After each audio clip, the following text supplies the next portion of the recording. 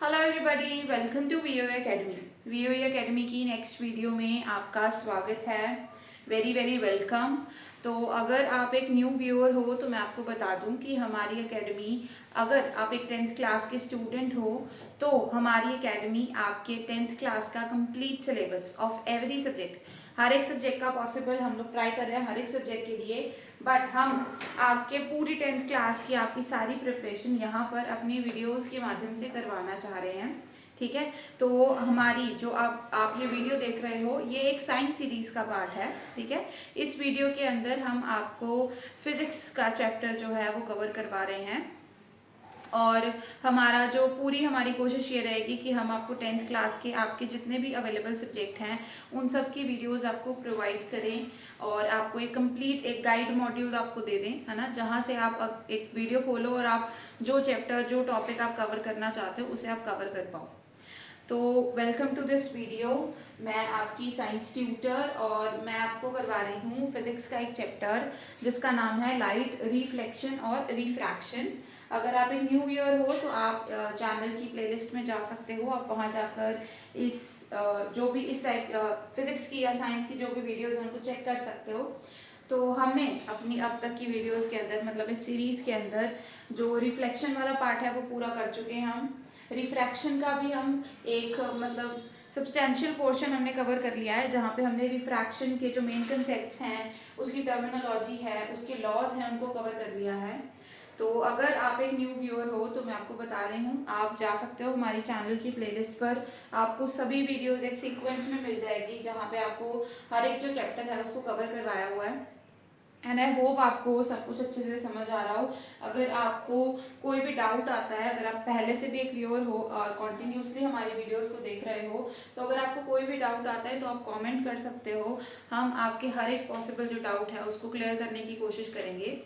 तो अपनी इस वीडियो के अंदर मैं अपने जो टॉपिक जो भी हम कर रहे थे उसे कैरी फॉरवर्ड कर रही हूँ और इस मतलब वीडियो के अंदर हम जो हमारा रिफ्रैक्टिव इंडेक्स का टॉपिक था, हम अपनी प्रीवियस वीडियो के अंदर रिफ्रैक्टिव इंडेक्स के टॉपिक को स्टडी कर रहे थे और हमने इसके बारे में काफ़ी हद तक समझा भी था। और बट कुछ कुछ चीज़ें अभी भी बाकी रह रही हैं जिन्हें अच्छे से समझना, स्टडी करना अभी भी इम्पॉर्टेंट है और हम उसे छोड़ेंगे नहीं, हम उसे कंप्लीट करेंगे। तो वीडियो की तरफ आगे बढ़ने से पहले मैं आप सबको कुछ इंट्रोडक्शन दे देती हूँ कि अब तक हमने क्या पढ़ा है, क्या नहीं पढ़ा है, ताकि अगर आप एक न्यू व्यूअर भी हो, ठीक है, तो भी आपको समझ में आ जाए, तो भी आपको समझ में आ जाए कि हम क्या कर रहे थे क्या नहीं। तो हमने क्या देखा था, हम रिफ्रैक्टिव इंडेक्स के हमने जो क्या है रिफ्रैक्शन के हमने अपने प्रिंसिपल स्टडी किए थे, लॉ स्टडी किए थे। तो उसके अंदर जो आपका जो सेकंड लॉ था, ठीक है, जो आपका सेकंड लॉ था, सेकंड प्रिंसिपल था, उसका एक स्पेशल नाम भी था, मैंने आपको पहले भी बताया था। जिनको पता है वो लोग तो कमेंट करो, जिनको नहीं पता उनके लिए मैं बता रही हूँ। जो हमारा सेकंड लॉ होता है उसका एक स्पेशल नाम होता है, उसको स्नेल्स लॉ भी बोलते हैं। क्या बोलते हैं उसे? स्नेल्स लॉ भी उसे बोला जाता है। अब ये स्नेल्स लॉ क्या था? स्नेल्स लॉ हमें ये बताता था कि जो अगर आप रेशियो निकालो किसका, sine of I divided by sine of R का, आई क्या होता है यहाँ पे? आई होता है आपका इंसिडेंट एंगल और आर यहाँ पे क्या होता है? आर होता है आपका रिफ्रैक्टेड एंगल। अगर आप ये रेशियो निकालो, मतलब इंसिडेंट एंगल का sine divided by refracted angle का अगर आप साइन कैलकुलेट करो, इसकी रेशियो निकालो, तो ये वैल्यू हमेशा क्या आती है? एक कांस्टेंट आती है। ठीक है, तो मैंने आपको बताया था कि ये जो कांस्टेंट है ये कोई छोटा मोटा कांस्टेंट नहीं है ना, कोई ऐसी कांस्टेंट नंबर नहीं है, ये एक बहुत इंपॉर्टेंट चीज है जो आपको जब भी आप किसी भी आपने फेज के अंदर, है ना, स्टडी के फेज के अंदर, क्योंकि ये लाइट ऐसा टॉपिक है जो आप मतलब आगे जाके अपनी +1 +2 के अंदर भी पढ़ोगे, आप ग्रेजुएशन अगर करते हो तो आप वहाँ भी पढ़ोगे, पोस्ट ग्रेजुएशन के अंदर भी आप पढ़ोगे। तो मतलब लाइट एक ऐसा टॉपिक है जो हमेशा आपके साथ रहेगा किसी ना किसी तरीके से, है ना, क्योंकि लाइट मतलब एक टॉपिक भी है और लाइट एक एनर्जी भी है। ठीक है, तो हर एक तरीके से ये जो कांस्टेंट है ये आपके साथ रहने वाला है। आप साइंस कंटिन्यू कर रहे हो तो ये कांस्टेंट आपके साथ कंटिन्यूसली चलेगा। ठीक है, ये कांस्टेंट आपका कभी पीछा नहीं छोड़ेगा, जब तक आप साइंस का पीछा नहीं छोड़ोगे ये कांस्टेंट आपका पीछा नहीं छोड़ेगा। ये मैं आपको बिल्कुल मतलब गारंटी के साथ बता सकती हूँ। तो ये कांस्टेंट है क्या? ये कांस्टेंट होता है हमारा रिफ्रैक्टिव इंडेक्स। हम ये पढ़ चुके थे रिफ्रैक्टिव इंडेक्स क्या होता है, जिनको पता है कमेंट करो। रिफ्रैक्टिव इंडेक्स होता है कि ये एक ऐसा कांस्टेंट है जो हमें ये बताता है कि अगर हमारी लाइट क्या है, एक मीडियम से दूसरे मीडियम के अंदर अगर हमारी लाइट जा रही है तो, ठीक है, एक मीडियम से दूसरे मीडियम के अंदर अगर हमारी लाइट जा रही है तो वो किस तरीके से बेंड होगी और या फिर कितना बेंड होगी, ठीक है। तो मैंने इसको बहुत ही सिंपल से एग्जांपल से आपकी पिछली वीडियो के अंदर मैंने एक्सप्लेन भी किया था, आप लोग जाके देख सकते हो उसे। तो ये हमें क्या बताती है कि डिग्री ऑफ पाथ चेंज बताती है कि कितना कितना अमाउंट ऑफ चेंज आएगा लाइट के पाथ में, 10 डिग्री, 20 डिग्री, 30 डिग्री, कितना, मतलब है ना, ये एक रैंडम नंबर्स में बोल रही हूँ, कितना पाथ में चेंज आएगा वो हमें कौन बताता है, रिफ्रैक्टिव इंडेक्स। तो अब ये जो रिफ्रैक्टिव इंडेक्स है, ये रिफ्रैक्टिव इंडेक्स हम दो तरीके से कैलकुलेट कर सकते हैं।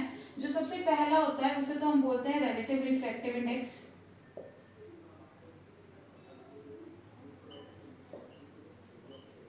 और जो दूसरा होता है उसे बोला जाता है एब्सोल्यूट रिफ्रैक्टिव इंडेक्स।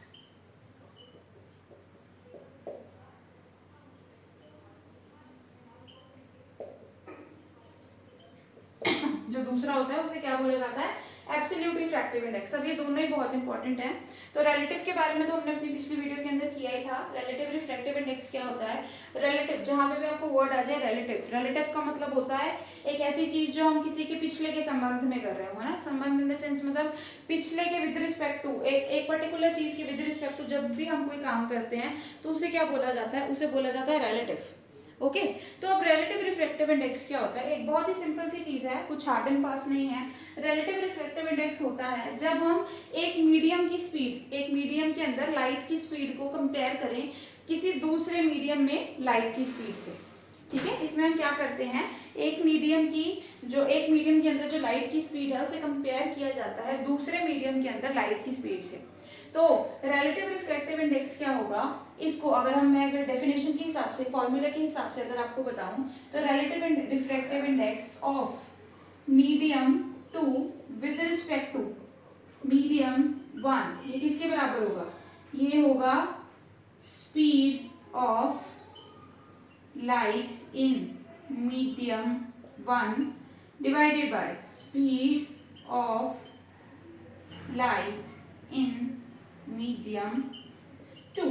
तो आपको फॉर्मूला से काफी हद तक रिलेट हो पा रहा होगा कि मैंने आपको क्या समझाया और ये जो मैंने समझाया वो ठीक भी है कि नहीं है। तो यहाँ पे आप देख ही सकते हो यहाँ पे क्या हो रहा है, रिलेटिव रिफ्रैक्टिव इंडेक्स में क्या हो रहा है, हम जो स्पीड ऑफ लाइट है इन मीडियम 1 उसे कंपेयर कर रहे हैं, उसकी फ्रैक्शन देख रहे हैं with respect to speed of light in medium 2, है ना। बट यहाँ पर एक पर्टिकुलर चीज है जिसको हमें करेक्ट करने की जरूरत है, वो क्या है, या देखो हमें तो यहाँ पे ये फॉर्मूला की फॉर्म में मिल रहा है। मान लो जो साइंटिस्ट ने इस चीज की डिस्कवरी की थी या जिन्होंने इसे कैलकुलेट किया था, देखो उनके लिए चीज कितनी डिफिकल्ट हुई होगी। फर्स्ट ऑफ ऑल तो स्पीड ऑफ लाइट मेजर करना इज वेरी डिफिकल्ट, है ना।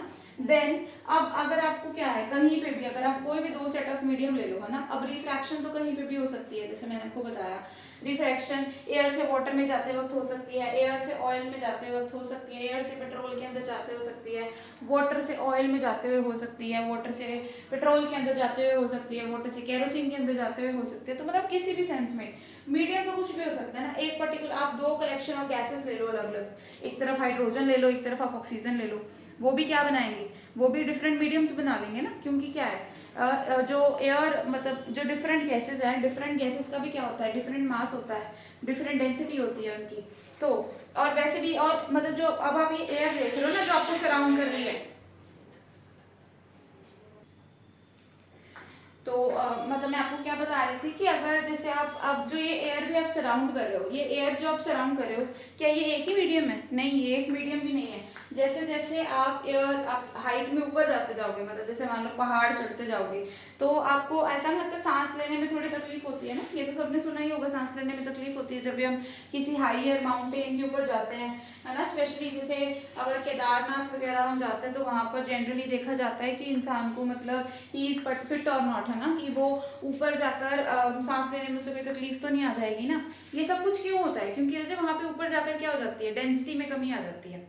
और जब मैंने आपको ये बताया था कि एक मीडियम से दूसरे मीडियम में जाते वक्त जो लाइट है वो अपनी जो स्पीड है उसको बदल लेती है, तो उसका मेन कॉज क्या था कि हर एक मीडियम में क्या होता है, डेंसिटी डिफरेंट होती है। तो मतलब यहाँ पे ये नहीं है कि आपको एक तरफ एक मीडियम लेना है, एक तरफ एक चीज़ लेनी है, दूसरी तरफ एक चीज़ लेनी है, तभी रिफ्रैक्शन होगी। आप सेम चीज़ में भी अगर आप डेंसिटी का क्या कर दोगे, डिफरेंस कर दोगे, रिफ्रैक्शन वहाँ पर भी हो जाएगी। I hope you are getting my point कि आप एक सिंगल चीज़ के अंदर भी क्या कर दोगे, डेंसिटी में डिफरेंस कर दोगे, रिफ्रैक्शन तब भी होगी। जैसे अगर मैं आपको एक सिंपल एग्जांपल दे देती हूँ, जैसे ट्विंकलिंग ऑफ स्टार्स है। ट्विंकलिंग ऑफ स्टार्स किसके कारण होती है, एटमॉस्फेरिक रिफ्रैक्शन के कारण होती है। क्योंकि जो लाइट आ रही है स्टार से लाइट कहाँ से आ रही है, ऊपर से आ रही है ना। तो ऊपर से आते वक्त क्या आप देख पा रहे हो कि जो आपकी एयर शील्ड है, जो आपका एटमॉस्फेयर सराउंडिंग है, उसमें डेंसिटी में कितना चेंज आ रहा है, ऊपर कितनी कम डेंसिटी होगी, नीचे जाते जाते क्या हो रही है, डेंसिटी बढ़ रही है ना आते होते। बीच में कभी कोई, अब जैसे लेयर्स भी हमारे पास डिफरेंट है, स्ट्रेटोस्फेयर है, टोपोस्फेयर है, आयनोस्फेयर है, सब में डिफरेंट तरीके की गैसेज हैं, सब में डिफरेंट तरीके के पार्टिकल्स हैं। तो I hope you are understanding the fact कि उसमें भी क्या हो रहा है, उसमें भी डेंसिटी में डिफरेंस आ रहा है, और डेंसिटी में डिफरेंस मीन्स रिफ्रैक्शन। तो ऊपर से जो स्टार की लाइट आपकी तरफ आ रही है, वो क्या हो रही है, वो डिफरेंट डेंसिटी से मूव होकर आ रही है। मतलब ये नहीं है कि वो एक ही डेंसिटी से चल के आ रही है, वो एक पर्टिकुलर एक ही डेंसिटी से, यूनिफॉर्म मीडियम से चलती हुई आ रही है। वो एक ऐसे मीडियम से चलती हुई आ रही है जिसकी डेंसिटी थोड़े थोड़े टाइम बाद बदल रही है। अब जब डेंसिटी बदल रही है तो नेचुरली लाइट की क्या होगी, बेंडिंग होगी, बेंडिंग होगी ना लाइट की। अब वो लाइट है कैसे, तो स्टार से लाइट आपके पास सीधा यूं आती, कैसे वो यूं आ रही है, ऐसे ऐसे ऐसे ऐसे ऐसे ऐसे बेंडिंग होते होते आ रही है। अब जितनी ज्यादा लाइट में क्या हो रही होती है, बेंडिंग हो रही है, उतनी उतनी ज्यादा आपको जो स्टार्स हैं वो क्या करते हुए नजर आते हैं, वो आपको ट्विंकलिंग करते हुए नजर आते हैं। I hope you are getting my point. Stars आपको इसीलिए क्या है, ट्विंकल करते हुए नजर आते हैं, because there is atmospheric refraction. अब यहाँ पर क्या है, जब आप रिलेटिव रिफ्रैक्टिव इंडेक्स निकालते हो तो आपको दो मीडियम है, ये अगर क्वांटिटी आपको कैलकुलेट करनी है तो आपको क्या चाहिए, speed of light in two mediums चाहिए। आप किसी भी एक मीडियम में अगर लाइट की स्पीड को कैलकुलेट कर लेते हो तो आप रिलेटिव रिफ्रैक्टिव इंडेक्स नहीं कैलकुलेट कर पाओगे। I hope you are getting my point, है ना। तो ये आप जैसे हमें तो कॉपी में लिखाई हमें तो मिल जाएंगी वैल्यूज, हम तो निकाल लेंगे, बट जो साइंटिस्ट ने फॉर्मूला डेवलप किया था उन्हें तो ये चीज निकालनी कितनी डिफिकल्ट हुई होगी। That is why they introduced the concept of absolute refractive index. अब एब्सोल्यूट रिफ्रैक्टिव इंडेक्स के अंदर क्या होता है, एब्सोल्यूट रिफ्रैक्टिव के इंडेक्स के अंदर जहां पर हम जैसे हम ये यहाँ पे क्या निकाल रहे हैं, विद रिस्पेक्ट टू मीडियम 1 निकाल रहे हैं ना, तो एब्सोल्यूट रिफ्रैक्टिव इंडेक्स में हमने क्या कर दिया, हम इस मीडियम 1 को फिक्स कर देते हैं।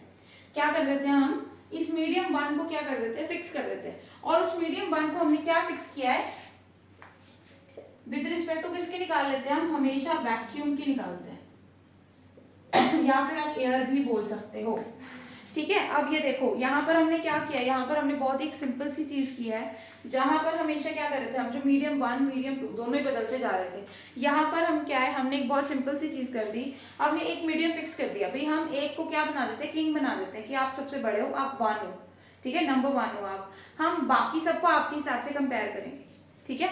मानो जैसे अब हमारे घर में हमारे जो बड़े एल्डर ब्रदर या सिस्टर होते हैं, तो हमारे पेरेंट्स क्या हैं, हमें उनका एग्जाम्पल देते हैं ना, बच्चे अपने बड़े भाई जैसा बनो, अपनी बड़ी बहन जैसा बनो, है ना, या मतलब try to learn something from them. तो हमारे लिए वो क्या होते हैं, हमारे लिए हमारे जो एल्डर्स होते हैं वो हमारे लिए हमारे आइडल्स होते हैं, ठीक है। तो हम उन्हें क्या लेते हैं, we consider them as number 1।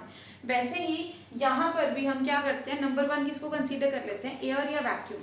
इस मीडियम को हम क्या है, नंबर 1 कंसीडर कर लेते हैं। अब जितने भी मीडियम आते जाएंगे ना, हम सब उनको इसके हिसाब से क्या करते जाएंगे, कंपेयर करते चले जाएंगे। अब क्वेश्चन आता है कि हमने एयर या वैक्यूम ही क्यों चूज किया है।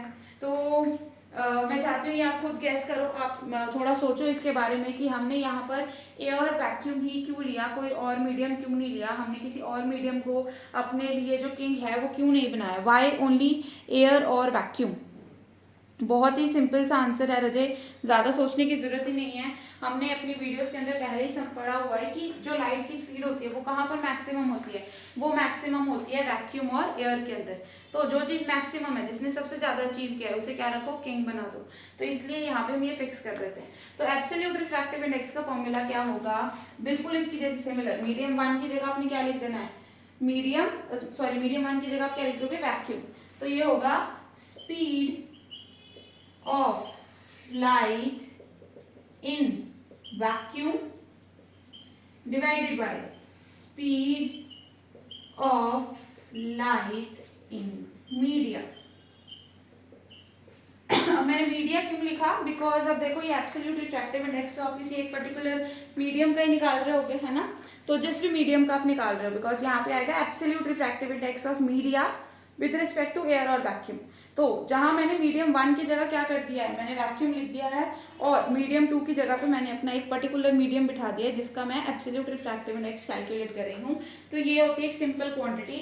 अब जो आपका एब्सोल्यूट रिफ्रैक्टिव इंडेक्स है ना, उसी को ही हम जनरली, मतलब अगर आप जनरल भाषा में अगर बात करो तो इसी को ही हम रिफ्रैक्टिव इंडेक्स बोल देते हैं, है ना। हमने ये इस कंसेप्ट को ज्यादातर रूल्ड आउट ही कर लिया है। हम रिफ्रैक्टिव इंडेक्स अगर कोई बोलता है ना, अगर आप हायर स्टडीज करते हो तो कहीं पे भी अगर आपको बोला जाता है कैलकुलेट रिफ्रैक्टिव इंडेक्स, तो आपको ये पूछना नहीं है कि मैं कौन सा निकालूं, रिलेटिव निकालूं या एब्सोल्यूट निकालूं, बिकॉज हम अब अपनी जनरल फिजिक्स की भाषा के अंदर, साइंस की भाषा के अंदर रिफ्रैक्टिव इंडेक्स किसको बोलते हैं, एब्सोल्यूट रिफ्रैक्टिव इंडेक्स को ही हमने जो है रिफ्रैक्टिव इंडेक्स बोलना स्टार्ट कर दिया है। इसका सिंबल क्या होता है, इसका सिंबल होता है जैसे एन, इसको एन से कभी कभी ईटा भी बना देते हैं, इस तरीके से भी बना देते हैं, इसे डिनोट किया जाता है। अब नेक्स्ट क्या है, जो speed of light in vacuum है, इसका सिंबल मैंने आपको बताया था पिछली वीडियो के अंदर, आया हो आपको याद हो, इसको हमेशा डिनोट किया जाता है सिंबल सी से। और next speed of light in media, किसी भी मीडियम के अंदर स्पीड ऑफ लाइट को किससे डिनोट किया जाता है, बी से। तो ये काफी सिंपल सा फॉर्मूला है, आपको बाय हार्ट कर लेना है, इसको आपको याद रखना है। एन किसके बराबर होगा, c by b, refractive index is equal to C by b. अभी आपको इसके रिलेटेड एक न्यूमेरिकल भी आ सकता है, मैं भी अभी आपको एक न्यूमेरिकल प्रैक्टिस कराती हूँ, आई होप आप उसे फास्ट कैलकुलेट कर पाओ। बहुत ही सिंपल सा न्यूमेरिकल है, आपके एनसीईआरटी की बुक में वो as an example, as an unsolved question पड़ा हुआ है। तो मैं स्टेटमेंट रीड आउट कर रही हूँ और उसे यहाँ पर आपको सॉल्व करके दिखाऊंगी। तो वो स्टेटमेंट क्या है कि light enters air to glass having refractive index 1.5. What is the speed of light in glass? मतलब यहाँ पर क्या है, यहाँ पर एक सिंपल सी चीज हो रही है, लाइट एयर से किस में जा रही है, ग्लास के अंदर जा रही है, और ग्लास का रिफ्रैक्टिव इंडेक्स आपको कितना दिया गिवन है, 1.5। हमें बोला गया है कि आप ग्लास के अंदर लाइट की स्पीड को क्या करो, कैलकुलेट करो। बहुत ही सिंपल सा क्वेश्चन है, मुझे लगता है अभी तक कईयों ने ये क्वेश्चन सॉल्व कर भी लिया होगा, जिन्होंने नहीं किया था वो प्लीज यहाँ पर देखो। यहाँ पर आपको सीधा क्या गिवन है, एन गिवन है, ईटा गिवन है, रिफ्रैक्टिव इंडेक्स गिवन है। आपको क्या कैलकुलेट करना है, ग्लास के अंदर वी को कैलकुलेट करना है, स्पीड को कैलकुलेट करना है। आप सिंपल इस फॉर्मूला का यूज करोगे, n is equal to C by V. Okay, अब n की जगह क्या पुट कर दोगे, 1.5। अब यहाँ पर हमने वैक्यूम और एयर को क्यों फिक्स किया था, क्योंकि ये स्पीड तो हमें पता ही है, ये कितनी होती है, 3 × 10⁸ मीटर पर सेकेंड। और फिजिक्स स्टूडेंट्स, साइंस स्टूडेंट्स, आप सबको ये पता होना चाहिए कि हमारे पास साइंस में सबसे इंपॉर्टेंट चीज होती है यूनिट्स कभी नहीं भूलना है, यूनिट्स के साथ कभी भी कोई गड़बड़ नहीं करनी है। ये v हो जाएगा, v को आप इधर ले जाओगे, क्रॉस मल्टीप्लाई करोगे, ये हो जाएगा आपका 1.5, इसको 15 लिख सकते हो, 10 आप एज अ मल्टीप्लायर यहाँ डाल सकते हो, 3 5 जा 15 एंड 5 2 जा 10। तो v कितना आ गया, 2 × 10⁸ मीटर पर सेकेंड। ये आपने क्या कैलकुलेट कर दिया, आई होप सबको ये समझ में आया हो, काफी इजी न्यूमेरिकल था। यहाँ पर हमें ये बताया गया था कि एक लाइट है, लाइट कहाँ से कहाँ जा रही है, लाइट एयर से ग्लास के अंदर जा रही है। आपको ये गिवन था कि जो आपका ग्लास है, क्या गिवन था कि जो ग्लास है उसका रिफ्रैक्टिव इंडेक्स आपको गिवन था, कितना है वो, 1.5 है, ठीक है। और आपसे ये पूछा गया था कि ये बताओ कि ग्लास के अंदर लाइट की स्पीड कितनी होगी। तो वैसे तो अगर ये चीज ना भी बताता, हमें सिर्फ ये बता देता कि ग्लास का रिफ्रैक्टिव इंडेक्स इतना है, हमें उसमें से स्पीड निकालो, तो भी हम निकाल सकते थे। हम क्या यूज करेंगे, रिफ्रैक्टिव इंडेक्स का फॉर्मूला, वो क्या होता है, n is equal to C by V. अब c की वैल्यू तो आपको बाय हार्ट कर ही लेनी है। अभी c की वैल्यू क्या होती है, 3 × 10⁸ मीटर पर सेकेंड। n की जगह पे आप क्या पुट कर दोगे, 1.5 और v एज इट इज, क्योंकि v तो आपको कैलकुलेट ही करना है। फिर आप क्रॉस मल्टीप्लाई करोगे, v न्यूमिनेटर में चला जाएगा, a डिनोमिनेटर में। Then after some small brief calculations आपके पास v की वैल्यू आ जाएगी 2 × 10⁸ मीटर पर सेकेंड। ओके, आई होप आपको ये न्यूमेरिकल भी समझ आया हो। आई होप आपको रिफ्रैक्टिव इंडेक्स का टॉपिक अब बिल्कुल अच्छे से समझ आ गया हो और अभी आपको कोई डाउट नहीं हो, क्योंकि रिफ्रैक्टिव इंडेक्स से रिलेटेड अगर कोई भी न्यूमेरिकल आएगा तो वो काफ़ी सिंपल सा आएगा और उसे आप बहुत इजीली सॉल्व कर पाओगे। So thank you for watching this video, thank you for visiting the YouTube channel of VOE Academy. I hope you return back and cover your 10th syllabus as soon as possible. Thank you so much for watching and please come back for the next video.